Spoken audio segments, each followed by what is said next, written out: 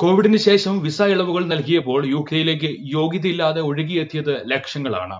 Student വിസയിൽ എത്തിയവരും ലക്ഷങ്ങൾ fees നൽകി കബാബ് ഷോപ്പിൽ വരെ വർക്ക് പെർമിറ്റ് നേടിയവരും ഇതിൽ ഉൾപ്പെടുന്നു. കണക്കില്ലാതെ ചോദിച്ചവർക്കെല്ലാം ഏജന്റുമാരും ചെറുകിട സ്ഥാപന ഉടമകളും പണം വാങ്ങി വിസ നൽകി. ഇപ്പോൾ ഇക്കൂട്ടരുടെ എല്ലാം സ്പോൺസർഷിപ്പ് റദ്ദാക്കി തുടങ്ങിയതോടെ ഇങ്ങനെ എത്തിയവരുടെ വിസ എക്സ്റ്റൻഷൻ നടക്കാതെ ആയിരിക്കുകയാണ്. ഇവരിൽ പലരും അഭയാർത്ഥികളായി പരിഗണിക്കുവാൻ അപേക്ഷ നൽകി കാത്തിരിക്കുകയാണ്. കുറ്റക്കാർക്കെതിരെ കർശന നടപടികൾ എടുക്കുവാൻ തുടങ്ങിയിരിക്കുകയാണ് സർക്കാർ. അതിന് ഉദാഹരണമാണ് വടക്ക് പടിഞ്ഞാറൻ ഇംഗ്ലണ്ടിലെ 15 കെയർ ഹോമുകൾ നടത്തുന്ന കമ്പനിക്കെതിരായുള്ള നിയമ നടപടി. അപ്പീൽ കോടതിയും സർക്കാർ തീരുമാനം ശരിവെച്ചതോടെ സർക്കാർ കൂടുതൽ വേഗതയിലാണ് കാര്യങ്ങൾ നീക്കുന്നത്.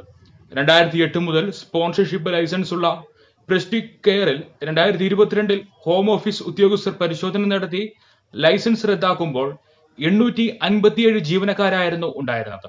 അതിൽ 219 പേർ വിദേശികളായിരുന്നു. അതിൽ തന്നെ 7 പേർ ജോലി ചെയ്തിരുന്നത് ഹോം ഓഫീസ് കമ്പനി നൽകിയ വിശദാംശങ്ങൾക്ക് അനുസരിച്ചോ ഹോം ഓഫീസിനെ അറിയിച്ച ശമ്പളത്തിനോ അല്ലെന്നും കണ്ടെത്തി. ഇത് ഒരു ഒറ്റപ്പെട്ട സംഭവമല്ല. കോവിഡ് പ്രതിസന്ധിയും ബ്രെക്സിറ്റും ബ്രിട്ടന്റെ വിവിധ മേഖലകളിൽ തൊഴിലാളി ക്ഷാമത്തിന് കാരണമായപ്പോൾ വിദേശ തൊഴിലാളികളെ ഇവിടെ എത്തിക്കുവാൻ സർക്കാർ എടുത്ത ഉദാര സമീപനം വരുത്തിവെച്ച വീണ ചെറുതൊന്നുമല്ല. അതിനൊരു ഉദാഹരണമാണ് ലണ്ടനിലെ തിരക്കേറിയ ഒരു തെരുവിലുള്ള അൽ ഫറൂഖ് കബാബിഷ്. വളരെ വില കുറച്ച് ഫ്രൈഡ് ചിക്കനും ഫ്രഞ്ച് ഫ്രൈസുമെല്ലാം വിൽക്കുന്ന ഇവിടെ ഭക്ഷണം മാത്രമല്ല ലഭിക്കുക. ലെയ്ബട്ടനിലെ ലീ ബ്രിഡ്ജ് റോഡിലുള്ള ഈ ഹോട്ടൽ ഹോം ഓഫീസ് ലൈസൻസ് നൽകിയ സ്പോൺസർ കൂടിയാണ്. സ്കിൽഡ് വർക്കർമാരെ വിദേശ രാജ്യങ്ങളിൽ നിന്നും ബ്രിട്ടനിൽ എത്തിക്കുവാൻ ഇവർക്ക് സ്പോൺസർ ചെയ്യുവാൻ സാധിക്കും. 536 പൗണ്ട് ഫീസ് വാങ്ങിയായിരുന്നു ഇവർ വിവിധ തൊഴിലുടമകൾ ആവശ്യപ്പെടുന്നവർക്ക് സ്പോൺസർഷിപ്പ് സർട്ടിഫിക്കറ്റ് നൽകിയിരുന്നത്. സ്പോൺസർഷിപ്പ് ചെയ്യുന്നതിനുള്ള അനുമതി വൻകിട കമ്പനികൾക്കും ഇടത്തര കമ്പനികൾക്കും മാത്രമായിരുന്നില്ല എന്നാണ് ഇത് തെളിയിക്കുന്നത്.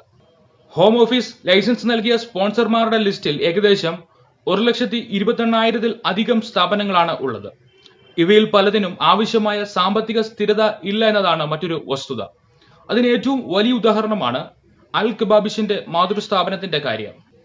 ഏറ്റവും ഒടുവിൽ അവർ കമ്പനീസ് ഹൗസിൽ സമർപ്പിച്ച കണക്കുകൾ പ്രകാരം മൂലധനവും കരുതലുമായുള്ളത് 897 പൗണ്ട് മാത്രമാണ്. ഇതുവരെ എത്ര പേരെ അൽ കബാബിഷ് സ്പോൺസർ ചെയ്തിട്ടുണ്ട് എന്നതിനെക്കുറിച്ച് വ്യക്തതയില്ല. അതിനെക്കുറിച്ച് പ്രതികരിക്കുവാൻ ഉടമകൾ തയ്യാറായിട്ടില്ല എന്നതാണ് റിപ്പോർട്ടുകൾ പറയുന്നത്. അതേസമയം വിവരാവകാശ നിയമപ്രകാരം സെന്റർ ഫോർ മൈഗ്രേഷൻ കൺട്രോളിൽ നിന്നും കഴിഞ്ഞ മാസം എടുത്ത രേഖകളനുസരിച്ച് മറ്റ് ചില കെബാബിഷ് കച്ചവടക്കാരും സ്പോൺസർഷിപ്പ് ലൈസൻസ് ഉണ്ട്. ഇവരെല്ലാം തന്നെ നിരവധി പേരെ സ്പോൺസർ ചെയ്ത് ബ്രിട്ടനിൽ എത്തിച്ചിട്ടുമുണ്ട്. ഷോപ്പുകളുടെ പേരുകൾ നൽകിയിട്ടില്ലെങ്കിലും ബ്രാൻഫോർഡിലെ ഒരു ഷോപ്പ് 14 കുടിയേറ്റക്കാരെ സ്പോൺസർ ചെയ്തതായി രേഖകൾ പറയുന്നു. ബിർമിംഗ്ഹാമിലെ ഒരു ഷോപ്പ് 12 പേരെയും സ്പോൺസർ ചെയ്തു.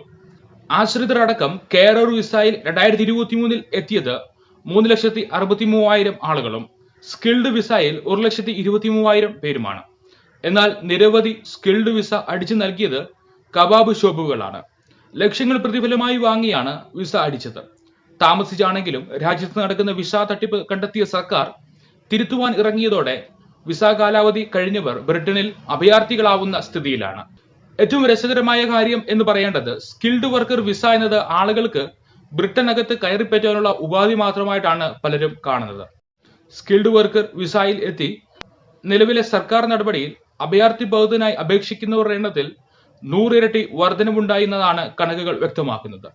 സ്കിൽഡ് വർക്കർ വിസയിലെത്തി 53 പേരായിരുന്നു 2022 അഭയാർത്ഥി പൗരന് അപേക്ഷിച്ചതെങ്കിൽ കഴിഞ്ഞ വർഷം ആദ്യ 10 മാസങ്ങളിൽ മാത്രം ഇത്തരത്തിലെത്തിയ 5,300 പേരാണ് അഭയത്തിനായി അപേക്ഷിച്ചിരിക്കുന്നത്.